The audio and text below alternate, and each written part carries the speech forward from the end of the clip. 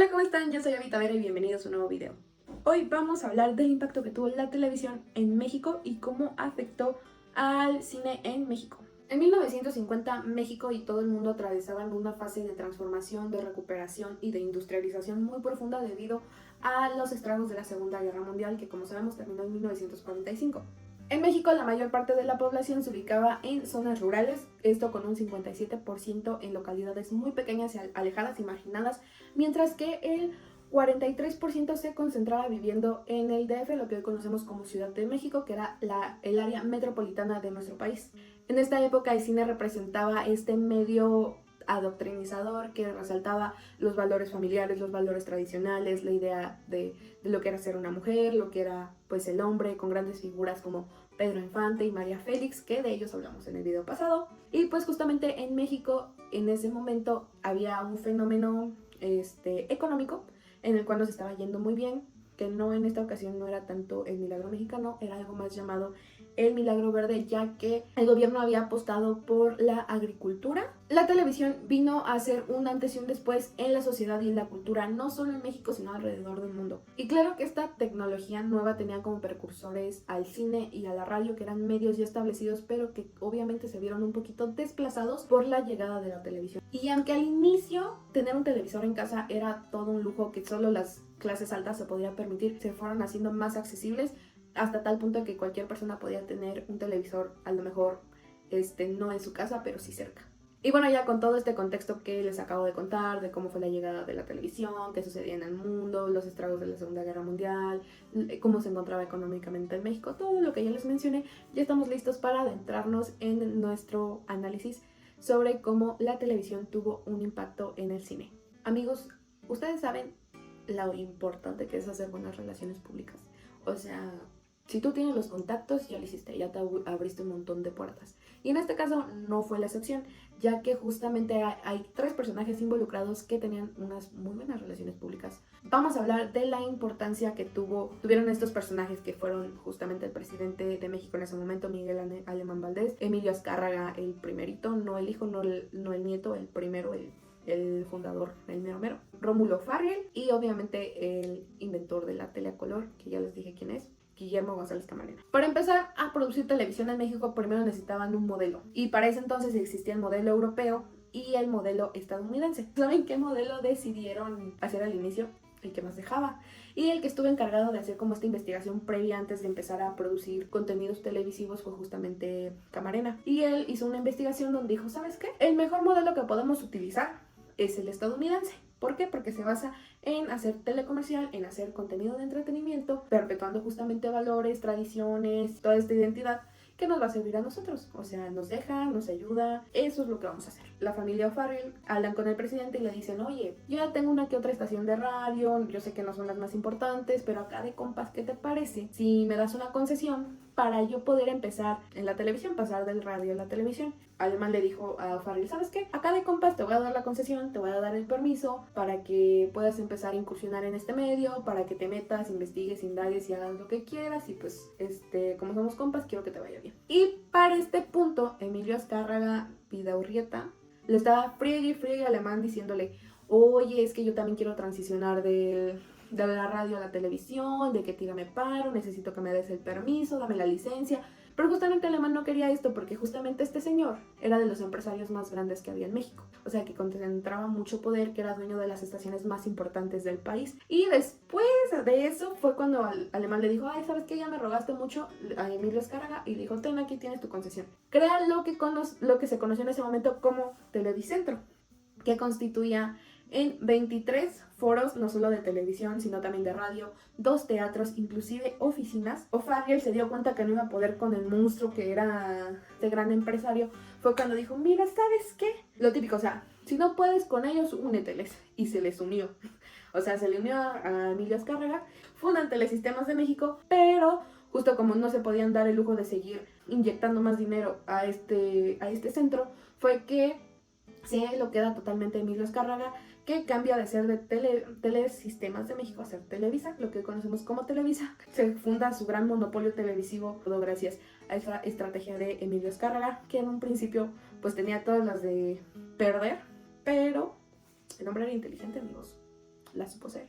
Como había mencionado anteriormente, en este punto la mayoría de los países extranjeros, incluyendo nuestro vecino de arriba, Estados Unidos, se estaban recuperando de lo que fue la Segunda Guerra Mundial. Entonces, ¿qué dice Estados Unidos? ¿Sabes qué? Yo sé que ya había invertido mucho en el cine mexicano y de que me trajo beneficios y todo y así, pero es momento de yo invertir en lo mío, o sea, de yo seguir haciendo mis películas, yo seguir haciendo mis series, caricaturas, todo lo que sea. Cuando la compañía RKO o RKO retira su inversión de los estudios Churubusco, que justamente estos estudios eran financiados no solo por esta productora, sino también Emilio Azcárraga era accionista, y que justamente cuando esta productora americana, bueno, saca su inversión, vende sus acciones al gobierno mexicano, que de hecho, si ustedes no lo saben, los estudios Churubusco actualmente se financian por el gobierno mexicano. Y aunque en otros países la verdad es que la televisión vino a destituir al cine, en México pasó algo curioso. Emilio Azcárraga era dueño de las estaciones de radio más importantes de México. Emilio Azcárraga era dueño de Telesistemas de México, que era la televisora más importante de México, y era accionista de los estudios Churubusco. Entonces tenía radio, televisión y cine. Y como este hombre nunca puede perder, entonces ¿qué hizo? Hubo un crecimiento horizontal del cine y la televisión porque no se podía permitir perder dinero de uno y ganar más de otro, o que alguno de sus negocios de que ya se acabara. Utiliza la televisión como este trampolín para que el cine ahora se permita hacer otro tipo de contenidos ya no enfocados en el entretenimiento. Otra vez volviendo a la televisión, esta toma un lugar muy importante en la vida cotidiana de los mexicanos, y aunque sí no muchos tenían acceso a un televisor directamente en sus hogares, era una realidad que en México podías ir a la papelería y el de la papelería tenía una televisión y ahí estaba toda la gente afuera viendo qué era lo que transmitían en la televisión, ¿saben? En las telenovelas se transmitían ahora lo que eran la idea de la mexicanidad, los valores familiares, tradicionales, los roles de género, todo lo que en su momento llegó a transmitir y de lo que se enfocaba retratar el cine mexicano pasó directamente a la televisión. Entonces, en este momento que el cine se quita esta carga del deber de que tenemos que perpetuar la mexicanidad, los roles de género, todo esto cuando se lo quita, es cuando se le permite al cine hacer otro tipo de contenidos que ya no trataban como de adoctrinar a las personas, sino que era un poquito más acá de conciencia social, el papel de la mujer en la sociedad, o sea, tenían un poquito de como contraste más crítico. Ya teniendo esta división tan marcada, la sociedad entendía que la televisión estaba haciendo contenidos reales, contenidos con los que ellos se sentían identificados porque retrataban el día a día, la vida cotidiana, mientras que el cine estaba haciendo contenidos un poquito más explícitos, más de nicho, o sea, que no eran para cualquier tipo de persona. Pero volvemos al mismo, ¿qué pasó? Se empezaron a reducir las producciones cinematográficas. ¿Por qué? Porque eran más caras, porque eran más tardadas y porque ya trataban otro tipo de temas sociales. En cambio, la televisión se enfocaba en generar contenidos mucho más rápido, mucho más barato, y que se apegaba un poquito más a estos ideales y estos imaginarios sociales que buscaba justamente el gobierno o como ustedes lo quieran entender, Estado, poder, en la sociedad mexicana. Pero pues en este momento donde México ya no tenía este apoyo externo, ¿qué hacían? Enfocarse en lo que les dejara más y que costara menos. Entonces ahora estamos en un contexto donde Estados Unidos está volviendo a producir cine, y no solo eso, sino también contenidos para la televisión como series y caricaturas. Y pues ¿qué hacen? Lo que buscan para justamente volver a su imperio es, ok, yo hago los contenidos y tú me los compras, te los exporto. Y pues eso también funcionaba justamente para México porque era, ay, padrísimo, ya no tengo que gastar, ya no tengo que invertir en la producción de este tipo de contenidos porque él me los está dando y solamente tengo que pagar una cantidad que no se compara a lo que costaba producirlos desde cero de manera local. Algo que era muy importante para que estos contenidos macharan con la sociedad mexicana era que se sintieran afines a ellos.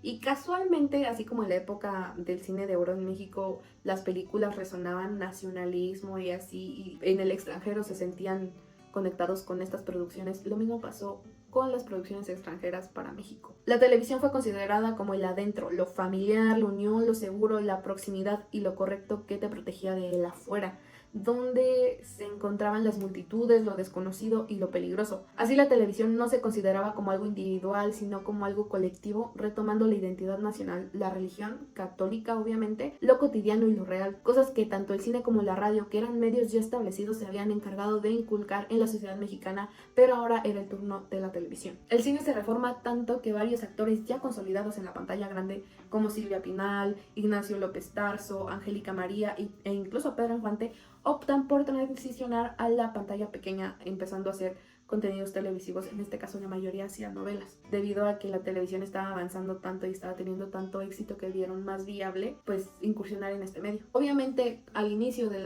esta televisora en México, lo que era Telesistemas, necesitaban un modelo de negocios que les dejara. ¿Y qué hicieron? Le copiaron a nuestro vecino gringo y dijeron, ¿saben qué? Allá en Estados Unidos hay una cosa que se llaman soaps operas o las óperas de jabón, para los que no hablan inglés. ¿Y en qué consisten estas? Consisten en pequeñas series sin finales determinados y de que se transmitían justamente en televisión, dirigidas específicamente para amas de casa, y estas eran patrocinadas por las grandes empresas de productos de limpieza. En el caso de México, en ese momento eran patrocinadas por Palmolive y Colgate. Justamente fue esto donde tanto las empresas de productos de limpieza como las televisoras e incluso la población mexicana vio un win-win, ¿saben? O sea, era tú ganas, yo gano. Las telenovelas permitieron que el televisor se ubicara en el centro del hogar, no solamente literal, sino que tal cual fue un medio unificador de la familia. La sala se convirtió en el espacio de la formación de los niños de la casa, ya que los adultos confiaban en que lo que estos contenidos reflejaban era lo adecuado a aprender, desde las pasiones hasta las aspiraciones, desde los valores de la jerarquía social, pasando por la identidad nacional, el qué es ser mexicano y cómo serlo, y de ahí comenzó a crear realidades que, si bien muchas no eran conscientes de ello o no estaban ni cerquita de vivirlas, se convencían de que eran parte de ellas. Ya para ir cerrando y a manera de conclusión, entendemos que los medios de comunicación han tenido un gran papel, un crucial papel en la creación de imaginarios sociales y de realidades, no solo en la sociedad mexicana, sino alrededor de todo el mundo. Y es que es evidente que cuando se hacen contenidos que traten de generar una crítica, una conciencia colectiva, de una conciencia de clase y que traten de destituir el status quo de pues nuestra sociedad, cuando se trata de producciones que tratan este tipo de temas, ustedes dirán que es como wow, libertad de expresión, somos libres, o sea, somos conscientes, podemos hacer lo que queramos, pero la realidad es que no. Justamente si los medios masivos de comunicación se permiten que este tipo de contenidos sean creados, y no solo creados, que incluso sean expuestos, es porque saben que en realidad no generan nada, que no es lo mismo que una rom-com mexicana, ya sea una película o una telenovela, llegue a 50,000 personas, a 50 millones de personas. Es como, ay, X, es solo una comedia romántica más. Y es como, sí, padrísimo. Y no me hace nada, no me espanta ni nada que esta película esté llegando solamente 10 salas de cine en todo el país y que solo se exponga 2 semanas. Porque no comparan la cantidad de personas que les puede llegar. Entonces realmente no genera un cambio real, no significa un peligro para la hegemonía, para los grupos en el poder. O sea, realmente no va a cambiar nada, ¿saben? Y por eso se permiten esta libertad de decir, sí, ¿sabes qué?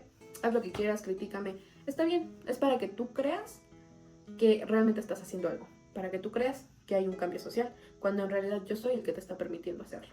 ¿A qué creen que nos lleva esta reflexión? A conocer el poder de los medios en nuestras vidas cotidianas, pues estos influyen en lo que pensamos, en lo que creemos y lo que percibimos como real o irreal.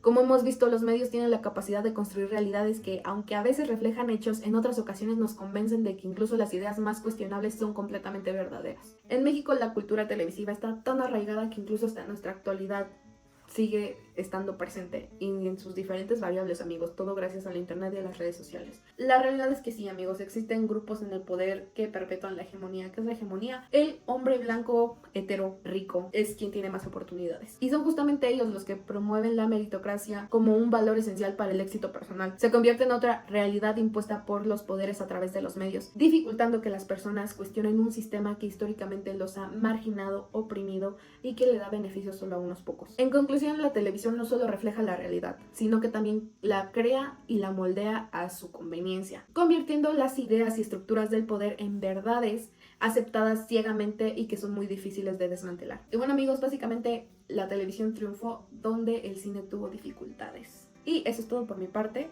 Espero verlos en un próximo video, espero que este video les haya gustado. Recuerden que cualquier cosa me pueden escribir. Aquí les dejo mis redes sociales para que me sigan. Y nada amigos, yo soy Abby Tavera y nos vemos en un próximo video. Adiós.